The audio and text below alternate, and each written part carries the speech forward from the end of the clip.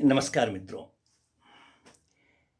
पिछले भाग 24 में हमने बीएनएसएस 2023 के चैप्टर 5 का सेक्शन 51 पर चर्चा किया था, जो मेडिकल एग्जामिनेशन ऐसे किसी भी एक्यूज का था जो कोई भी अपराध किया था, उस अपराध का अभिनिश्चयन करने के लिए, साक्ष्य कलेक्ट करने के उद्देश्य से मेडिकल एग्जामिनेशन आईयू के रिक्वेस्ट पर रजिस्टर्ड मेडिकल प्रैक्टिशनर के द्वारा कराया गया था।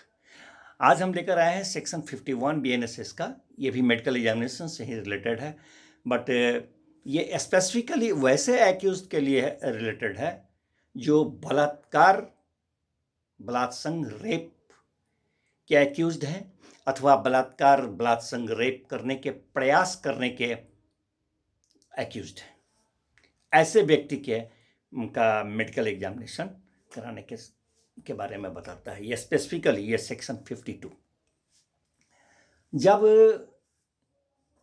बलात्कार का प्रयास अथवा बलात्कार करने का कोई व्यक्ति, कोई अपराधी, कोई अभियुक्त पकड़ा जाता है और ये रीजनेबल ग्राउंड होता है विश्वास करने का कि इसने इस तरह का अपराध किया होगा, तो उसका मेडिकल एग्जामिनेशन कराया जाता है ताकि इस तरह का साक्ष्य मिल सके कि उसने ऐसा अपराध किया है। तो इस अपराध का, बलात्कार करने या बलात्कार करने के प्रयास के अपराध का अभिनिश्चयन कराने के लिए, सबूत, साक्ष्य इकट्ठा करने के लिए उसके का शारीरिक चिकित्सीय परीक्षण कराना आवश्यक महसूस होता है। तो क्या होते हैं, जो घटना स्थल है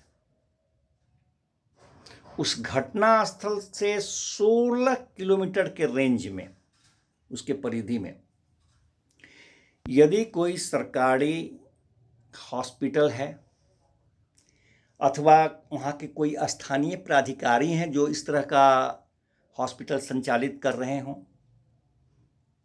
जिसमें कि रजिस्टर्ड मेडिकल प्रैक्टिशनर, जिनके बारे में कि पिछले सेक्शन 51 में हम लोगों ने चर्चा किया था, रजिस्टर्ड मेडिकल प्रैक्टिशनर उसमें जॉब कर रहे हैं, अपॉइंटेड हो, नियोजित हों उसमें वो, तो उनके लिए। और अगर 16 किलोमीटर के रेंज में इस तरह का हॉस्पिटल नहीं है, ऐसे रजिस्टर्ड मेडिकल प्रैक्टिशनर नहीं है, तो पुलिस पदाधिकारी जो कि एसआई के रैंक से नीचे के नहीं होंगे, मिनिमम एसआई होंगे, उनके निवेदन पर अन्य कोई भी रजिस्टर्ड मेडिकल प्रैक्टिशनर तथा सद्भावपूर्वक सहायता कर रहा उनके निर्देशाधीन कोई भी अन्य व्यक्ति, उस व्यक्ति का जो पकड़ाया है, गिरफ्तार हुआ है, उसका शारीरिक चिकित्सीय परीक्षण करेंगे और इस दौरान जो भी आवश्यक बल इस प्रयोजन से के लिए युक्तियुक्त ढंग से जान पड़ेगा, उसका एक हद, एक सीमा तक उसका प्रयोग करेंगे। और ये परीक्षण करना और ये जो युक्तियुक्त ढंग से एक सीमा तक बल का प्रयोग लॉफुल होगा, ये विधिपूर्ण है उनके लिए। तो इस तरह से उसका परीक्षण होगा। 16 किलोमीटर के रेंज में अगर सरकारी हॉस्पिटल है, घटना स्थल से वहाँ किसी स्थानीय प्राधिकृत व्यक्ति के द्वारा संचालित किया जा रहा उस तरह का हॉस्पिटल है जिसमें कि ऐसे नियोजित रजिस्टर्ड मेडिकल प्रैक्टिशनर कार्यरत हैं, उनके द्वारा होगा, उनके लिए यह विधिपूर्ण होगा करना। या फिर अगर 16 किलोमीटर के रेंज में नहीं है तो अन्य कोई भी मेडिकल रजिस्टर्ड मेडिकल प्रैक्टिशनर जो हैं वह एसआई रैंक के पुलिस पदाधिकारी के आवेदन पर, उनके रिक्वेस्ट करने पर ऐसे व्यक्ति का परीक्षण करेंगे जो उनके लिए सद्भावपूर्वक उनके निर्देशाधीन सहायता पहुंचा रहा है, और ऐसा प्रयोजन करने में कोई अगर थोड़ा सा बल का प्रयोग अगर होता है एक सीमा तक युक्ति जितनी ज़रूरत है तो वह विधिपूर्ण होगा। तो इस तरह से तो उनका होगा। अब जो परीक्षण होगा वो परीक्षण कैसे होगा? सबसे पहले चिकित्सक महोदय, वो जो रजिस्टर्ड चिकित्सक महोदय हैं, वो क्या करेंगे?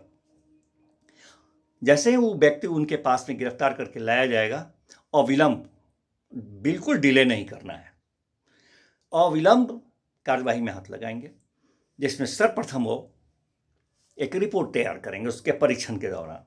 उस रिपोर्ट में वो उस व्यक्ति का नाम, पता, उम्र दर्ज करेंगे जो गिरफ्तार करके लाया गया है, वो अपराधी, वो व्यक्ति आरोप वाला, बलात्कार के आरोप वाला, उसका नाम, पता, उम्र दर्ज करेंगे। जो व्यक्ति उसको ले करके आया है इनके समक्ष, उसका भी नाम, पता दर्ज करेंगे। अब उस गिरफ्तार व्यक्ति का नाम, पता, उम्र, शारीरिक बनावट वगैरह क्या है, हाइट, वेट वगैरह, तो ये सब विशिष्टियाँ जो हैं वो तो उसमें दर्ज करेंगे ही। साथ में कुछ स्पेशली और भी बातें हैं जिसको दर्ज करेंगे। उसमें वो दर्ज करेंगे उसके शरीर पर अगर किसी तरह का जख्म पाया गया है उस गिरफ्तार व्यक्ति, तो उसका भी वर्णन करेंगे। वो वर्णन करेंगे कितने बजे वो एग्जामिनेशन शुरू किए, उसका परीक्षण करना, और कितने बजे समाप्त किए, इसका भी उनको वर्णन करना है। और कुछ अन्य विशिष्टियां जो कुछ भी हो उसका डिटेल्स जो पाएंगे उसको दर्ज करेंगे। और ये सब जब वह उसमें दर्ज कर लेंगे, और साथ ही एक और है कि डीएनए प्रोफाइलिंग के लिए जो कुछ उसके बॉडी पर सामग्री कलेक्ट करेंगे उसको भी उसमें दर्ज करेंगे। डीएनए प्रोफाइलिंग कराने के लिए जो कुछ भी मटेरियल्स उसके रेपिस्ट टाइप का आदमी है, तो जो कुछ प्राप्त होंगे उसके बॉडी से, प्राइवेट ऑर्गन्स वगैरह से, तो उसको भी वो उसमें वो दर्ज करेंगे। और जब सारा ये रिपोर्ट हो जाएगा और उसका परीक्षण हो जाएगा, तो लास्ट में एक वो अपने कंक्लूजन पर पहुंचेंगे।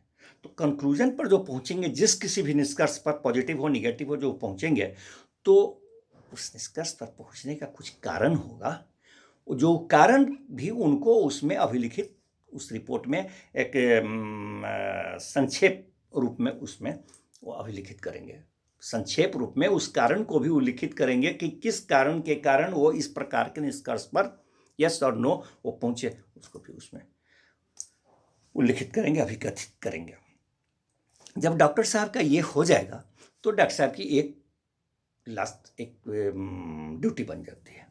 वो जैसे ही कंप्लीट हुआ, वह अविलंब वह इसको फॉरवर्ड कर देंगे आईओ महोदय को, इन्वेस्टिगेटिंग ऑफिसर को, अनुसंधानक को। इस अपने इस रिपोर्ट को उसको फॉरवर्ड करेंगे, उनको सौंपेंगे। डॉक्टर साहब का ड्यूटी हो जाता है यहाँ पर। अब आईओ महोदय उस रिपोर्ट को क्या करेंगे? डॉक्टर साहब के इस रिपोर्ट को वह सेक्शन 193 बीएनएसएस का जो है, जहाँ तक मित्र आप लोग जानते भी होंगे, जब अनुसंधान, उस पर हम लोग आएंगे, आगे चर्चा करेंगे। जब अनुसंधान समाप्त होता है तो आईओ महोदय जो डॉक्यूमेंट्स, अपना रिपोर्ट सबमिट करते हैं न्यायालय में, उससे ताल्लुकात रखता है। तो जब डॉक्टर का रिपोर्ट इनको प्राप्त हो जाता है, तो उसके बाद क्या करते हैं कि section 193 clause 6 sub clause A क कहिए, उसके तहत 193 क्लॉज 6 सब क्लॉज क, खंड क कह लीजिए, ए कह लीजिए, उसके तहत उस रिपोर्ट को, जो उसमें उल्लिखित न्यायालय है, विनिर्दिष्ट न्यायालय है उस धारा के तहत, वहाँ उसको सबमिट करते हैं, मानो इस तरह से कि वह उसी का 193 में दिए हुए का जो दस्तावेज दिए जाते हैं उसका ये एक भाग है। तो इस तरह से मित्रों, जब रेप का या रेप करने के प्रयास का कोई स्पेशली कोई एक्यूज होता है तो उसका परीक्षण प्लेस ऑफ ऑकरेंस से 16 किलोमीटर के रेंज में सरकारी हॉस्पिटल या प्राधिकृत किसी स्थानीय व्यक्ति के प्राधिकृत का द्वारा संचालित हॉस्पिटल जिसमें नियोजित डॉक्टर, रजिस्टर्ड डॉक्टर जो हैं उनके द्वारा नहीं है तो अन्य के द्वारा कराया जाएगा। आवश्यकता अनुसार बल प्रयोग इस प्रयोजन में विधिपूर्ण होगा। रिपोर्ट तैयार होगा उसके शरीर पर पाए जाने वाले उसका नाम पता वगैरह के साथ और जो निष्कर्ष पर पहुंचे हैं डॉक्टर साहब उसका कारण रिपोर्ट में दर्ज करके आयु महोदय को सौंपेंगे। आयु महोदय उसको 193 BNSS section 193 BNSS clause 6 sub clause 1 के तहत उसे न्यायालय में ये समर्पित करेंगे मानो वह 193 में जो दस्तावेज रिपोर्ट सबमिट किए जाते थे उस दस्तावेज का एक भाग हो। तो मित्रों मिलते हैं फिर अगला सेक्शन BNSS का, उसमें जो कुछ एग्जामिनेशन से ही रिलेटेड है। तब तक के लिए आज्ञा चाहिए। त्रुटि के लिए क्षमा चाहेंगे जी। नमस्कार।